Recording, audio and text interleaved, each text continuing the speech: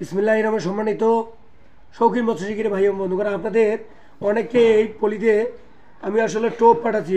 ভুসি এই ভুসিটা কিন্তু অনেকে মেলাতে পারেন না।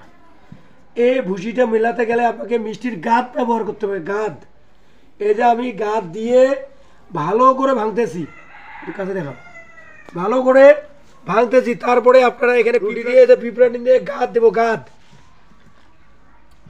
এই যে গাদ, এটা অরিজিনাল ভালো গাদ, ঠিক আছে? 4 দিনের 5 দিনের মনে করেন বাসি, এই গাদ দিয়ে ভালো করে এভাবে নাড়াতে হবে এবং সুন্দর করে মিহি করতে হবে, ঠিক আছে? তারপরে পিঁপড়াটি মিক্স করবেন। আপনারা অনেক ক্ষেত্রে ভুল করেন যে আপনারা মিষ্টি শিরাটিটা দেন, মিষ্টি শিরাটিটা বা মিষ্টি দিয়ে না, মিষ্টির গাদ ব্যবহার করবেন।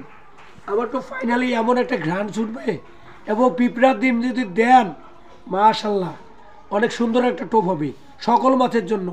যদি কারোর প্রয়োজন হয় স্ক্রিনে দেওয়া নম্বরে যোগাযোগ করবেন। ধন্যবাদ।